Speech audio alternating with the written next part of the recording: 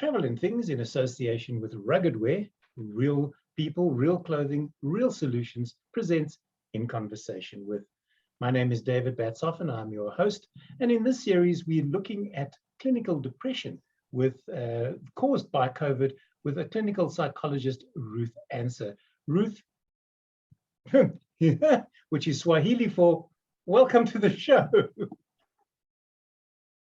Wish I could answer in Swahili, but thank you so much. It's one of those mornings. We did say that today we would be looking at general responses to grief, and that also includes those who in the early days of COVID back in 2020 suffered loss and couldn't be at the bedside of people who subsequently died, and how that has affected them over the last 2 years, and also virtual funerals.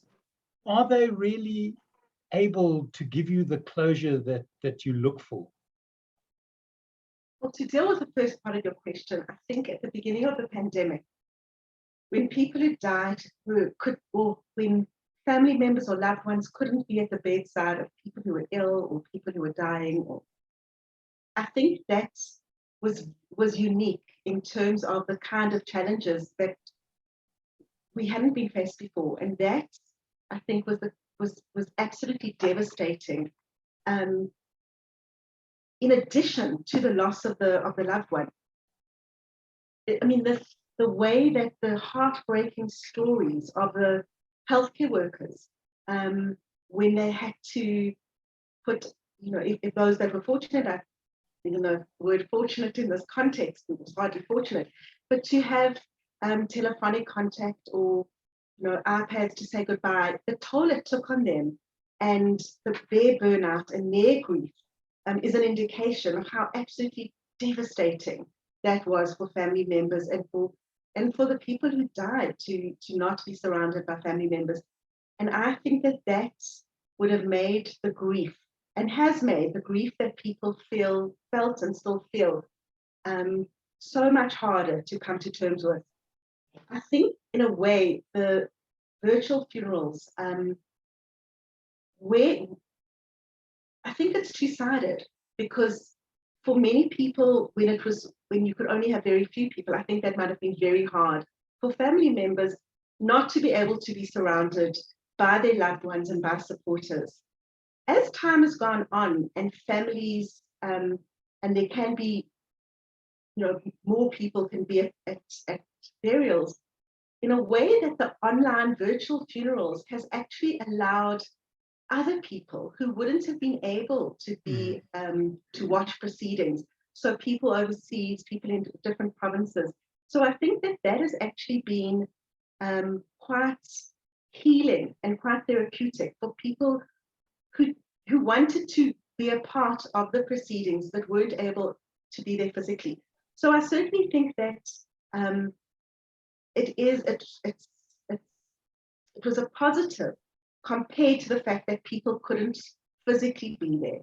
But I do think that we must, times of grief, the bereaved and mourners are very reliant on people being around them to provide that kind of support and caring. And it's so much harder, I think, to funerals where you don't know whether to hug the bereaved, and especially in the earlier stages, you certainly didn't, you stood far apart. And so it's brought such an oddness to the way that we are with people, because we have to still be very aware of keeping ourselves and other people safe, but at the same time wanting to be spontaneous and wanting to be affectionate where it's appropriate. So I think that there's so many more layers of grief as a result of COVID. And obviously the losses where there've been physical losses and deaths of people have been shattering. There've been a lot of other grief reactions. A lot of people are suffering from long COVID, where they are really struggling cognitively and physically. And that is some of them 2 years or close to 2 years since their infections. And that also involves deep feelings of distress and despair, not knowing if they're going to regain the functioning they had. Yeah. We talk about COVID fog, where memory has returned for many people. There was a loss of smell and taste for a lot of people in the early stages, while for many people that's come back. There are people who still have not recovered their loss of taste and smell. And to lose 2 senses is also a great loss. So there's so many different kinds of grief that so many of us are dealing with. And it's really difficult, and it takes on new meaning compared to what it was before. Yes. We've mentioned people dying in hospitals and dying alone, basically. But what we also need, I think, to look at is families who weren't allowed to be in the same household, because in those early days of COVID, you couldn't travel anywhere. And if somebody died of the disease in the first, let's say, 3 months, and mom and dad lived in one house, the children lived in 2 others, you couldn't be together as a family, let alone with the person who had died. But in having asked you that question, Ruth, I'd like to pose something slightly different as the actual question is, do you think there is still anger now that we know that the families could have been with the loved ones, had they put on hazmat suits and all of that type of thing? In retrospect, you said to me earlier, before we started today's chat, that we didn't know what we didn't know back then, but now we do. And given that, we could have maybe been there. And has that also added a layer of anger to the grief? I would imagine it has, because that sense of absolute helplessness and not being able to spend precious time right at the end. I have no doubt that there are people saying, but I could have. The reality is, at the time we didn't know, and those were they weren't only guidelines, those were the rules and the regulations. Yeah.